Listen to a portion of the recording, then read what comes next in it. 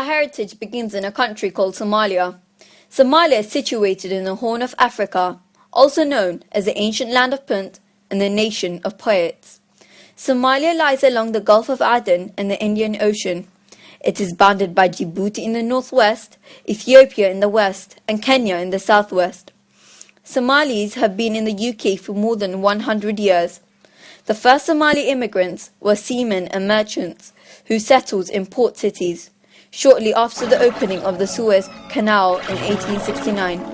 This was in Cardiff, Liverpool and London. A number of former seamen served in the Merchant Navy and Royal Navy in the Second World War, Falklands War and other conflicts. Since the civil war in Somalia, the UK witnessed influx refugees from Somalia. There's a large Somali community in UK and it is estimated around 150,000. A number of them are now British citizens. It is estimated that currently over 8,000 Somalis live in Cardiff, Newport and Swansea areas, making them the largest ethnic minority community in Wales. We spoke to a few experts in this field to find out more about the migration of Somalians to the UK and the older and younger Somalian generation in our community about their experience of migrating to the UK. I would like to start by asking you, what is your name? My name is Alessandra, but everybody calls me Sandra. I'm Italian by birth. I was born in Venice, and my husband was from Brava. We were married for 40 years. Unfortunately, he died 2 years ago. And he took me to Somalia when I was very young. I was 23, and I lived in Somalia for about 20 years. My name is Mohammed Sharif Mohammed. I'm a Somali. I worked for Somali government. I reached higher positions in the government, an ambassador, and I became also an ambassador for the Arab League. I served them in so many countries, including Senegal, Kenya. I worked also in Tunisia. The last post I held was to be the head of the mission of the Arab League in Rome, and now I'm living in Britain. What inspired you to study about the history of Somalia? The first thing is that I looked for books, but there were very, very few books, the history of Somalia. I found books about East Africa, I found books about Arabia, but there was nothing particularly about Somalia at that time. It's very frustrating if you are trying to clearly see a history of Somalia. Also because, as you know, Somalia was divided between the northern part, which was under British administration, colonialism, and the southern part, which was under Italian colonialism. And they had practically, the two governments had the scholars of British scholars and Italian scholars had no contact whatsoever, no connection, interested in history. And the fact that I could not easily get the history of Somalia, not even of Brava, which interested me in particular, was baffling to me and spurred me to learn more. Because I like history in general. It gives you insight to what is taking place in the world. And another thing, it is an exciting subject to study. To study the history of Somalia because it is my country. So it is part of my culture, my being, my political awareness. And to understand the present, you should know the past. So I think it is a must of every Somali to know about the history of his country. Well, when I was a student, I was interested in what's called anthropology, which is the study of the different lives and customs of different peoples, and I wanted to find a particular people to specialize in, and I just happened to find a book which is about Somalia, and I thought these sound like interesting people. So I went to my teacher and said, I want to study the Somalis, so that it really started from there. On and off, I've been studying the Somalis ever since. Not all the time, but some of the time. Could you speak Somali? Yes, I speak some Somali.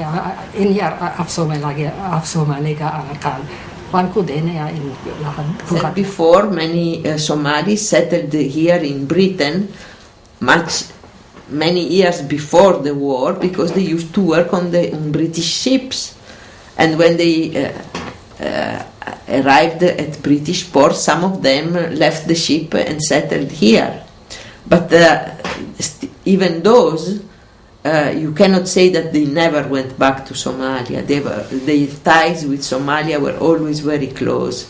They had relatives, they had their people there, and they could. There was nothing that prevented them going and coming back. So we said that Somalis came just after the Suez Canal opened. So from 1870s, 1869, even possibly 1870. And so your grandfather, great-grandfather was being part of that very first generation of Somalis who came, right? But the question is, how many women came then? And the answer is, how many do you think? About 100. The answer is 0. Okay?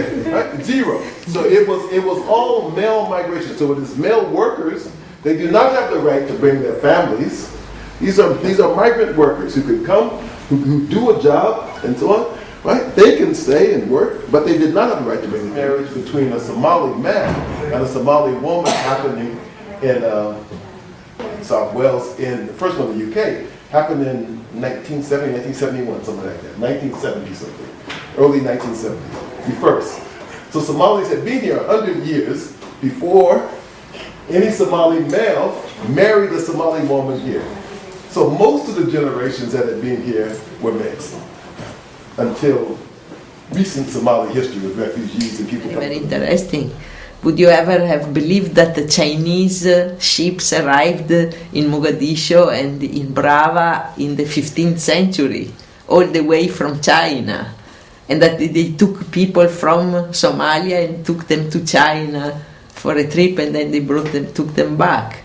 It's extremely fascinating, the details of the history of Somalia. Well, before the war, Somalia was a lovely place to be.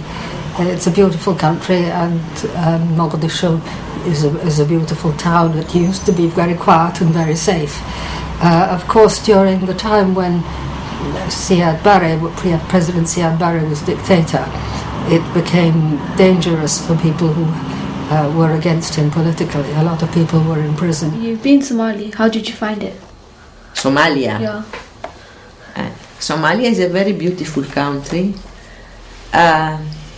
It's beautiful. It's not soft. It has nothing soft like England. No beautiful lawns, nothing green. It is very harsh, very dry sometimes. But it is very special.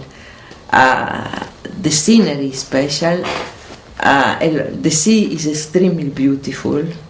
The Indian Ocean there, and the very large, beautiful beaches, Do you still want to go back to Somalia? Yes. Yes, if Somalia become a good situation, so we are going to go to Somalia. And the last time I was there was in 1996, but that was after the war. And the situation was rather dangerous, so it was a bit weird. I had to go around in a car with a couple of young men with guns to look after me.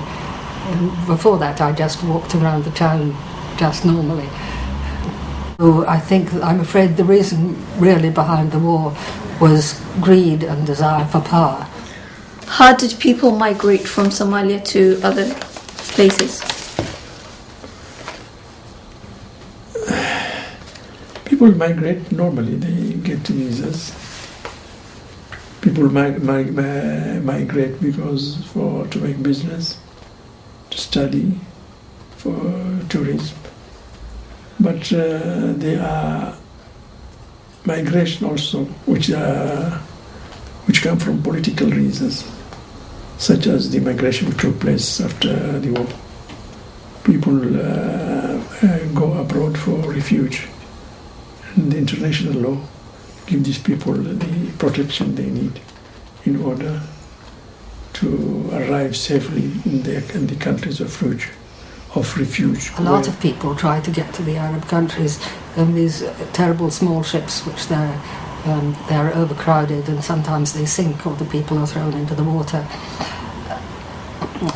Or some of them try to get by boat, overland and by boat, but a lot of people also come by plane. Unfortunately, I didn't choose to leave Somalia. We were forced to leave Somalia due to the civil war that was going on. It's due to the civil persecution that's happening, and in order to save our lives, we had to flee Somalia. 100,000 Somalis have fled their homes this year alone. Many found shelter in what has become a massive shanty town outside of Mogadishu on the road to Afgoye. Oh, because the problems what's happening in Somalia. We left Somalia. Can you please explain the similarity and differences between Somalia and England? The similarities, first of all, we are all human beings. We have the same sufferings and aspirations. There are so many. First of all, Britain is in Europe or in Africa. Secondly, they are Christians, we are Muslims. Thirdly, they are well developed. We are not highly advanced in every field, and we are not to be compared to the stage of progress. And also, it's quite nice to see the clean street, where the roads were organised with cars. I've seen many cars. Normally, I wasn't used to seeing that many cars. And funnily enough, right now we're sitting in the school where I came from. I studied in this school, Copperwood Primary School, and in this playground is where I used to play football. But it was like coming to a new place, meeting different people from different countries who spoke different language to me. So how did you feel with this surrounding around you? Initially, I was quite shy because I didn't know anyone and I didn't speak the language. But after time, because I got to know people and I got on well, and I have to thank my head teacher. She really looked after us. So you made lots of friends? I made a lot of friends, but also our head teacher looked after us because she knew that we came from a foreign country and spoke foreign language, and she tried to help us to get involved easier and settle in school much easier. We can do a lot. The big changes in the world have been made by people who have the willpower and the vision to change their life for better. In the diaspora, we have Somalis in their millions who are well educated, well talented, have the experience and the expertise to change the life in their country. Currently, I work as a medical practitioner. I work in hospital as a doctor, and it's something that I wanted to do when I was young, and I have to study hard to achieve it. I have to do my primary, secondary school GCSEs, A-levels in a 5-year medical degree. So is going back to Somalia any of your plans? To be honest with you, I'm always a person who likes to get back to their origins. So I would like to go back to Somalia as a holiday and find out and look around where my people lived, where my house was, and look around the area and explore Somalia further.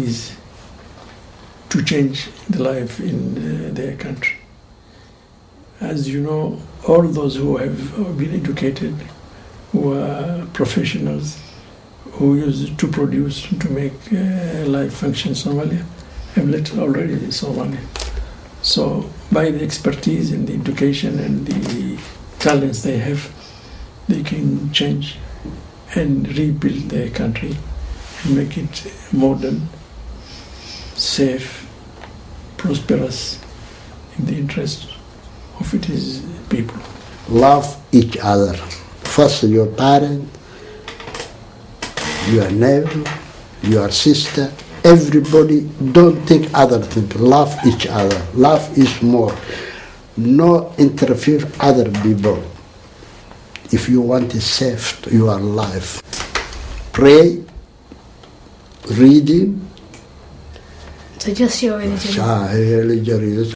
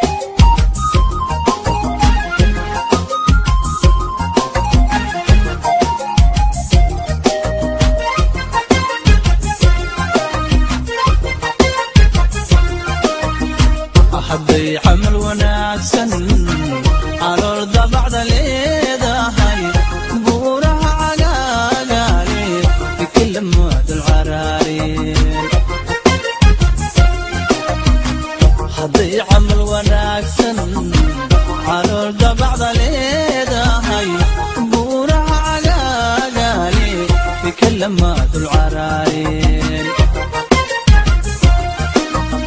نبتمع عنادين يسمي بعين تاهي وقام عرين والكم عناتين نبتمع عنادين يسمي بعين تاهي